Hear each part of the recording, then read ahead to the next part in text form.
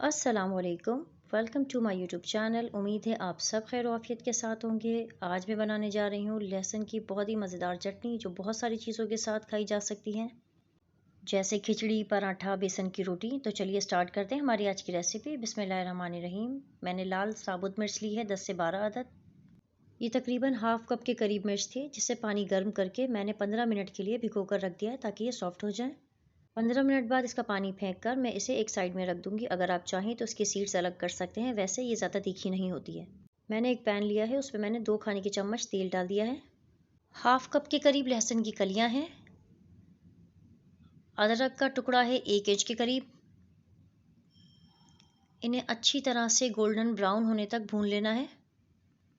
अदरक लहसुन को मीडियम लो फ्लेम पर ही हमें फ्राई करना है। फ्लेम को ज़्यादा हाई नहीं करना है, वरना ऊपर से कलर जल्दी आ जाएगा और अंदर से ये बिल्कुल कच्चे रहेंगे। अब जो लाल मिर्च मैंने भिगो कर रखी थी वो मैंने इसमें शामिल कर दी है।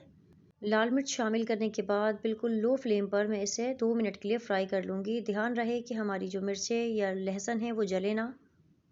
किसी बर्तन में इन्हें निकाल कर मैं ठंडा होने के लिए रख दूँगी। शक्कर मैंने ली है आधा चाय का चम्मच। नमक मैंने लिया है आधा चाय का चम्मच। आप अपने टेस्ट के अकॉर्डिंगली कम या ज़्यादा कर सकते हैं। अब ब्लेंडर की मदद से या सिल पर, जिस तरह से भी आपको सहूलत हो, एक स्मूथ सा इसका पेस्ट बना लेना है। पेस्ट मैंने बना के रख लिया है। अब मैं ले रही हूँ एक पैन। मैंने उसमें शामिल किया है तेल 2 खाने के चम्मच। राई मैंने ली है आधा चाय का चम्मच। सफ़ेद ज़ीरा लिया है आधा चाय का चम्मच। 2 चुटकी मैंने लिए हींग।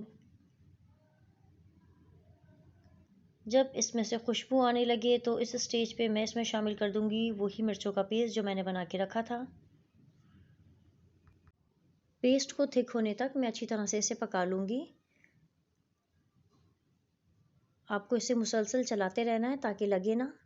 जब ऑयल अलग होने लगे और पेस्ट थिक होने लगे तो इसका मतलब है कि हमारी जो लहसुन की चटनी है वो तैयार है।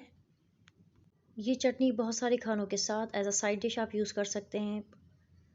अगर आपको मेरी रेसिपीज़ पसंद आती हैं और आप मेरी रेसिपीज़ ट्राई करते हैं तो अपना फ़ीडबैक देना ना भूलें और मेरे चैनल को लाइक, शेयर एंड सब्सक्राइब करना ना भूलिएगा।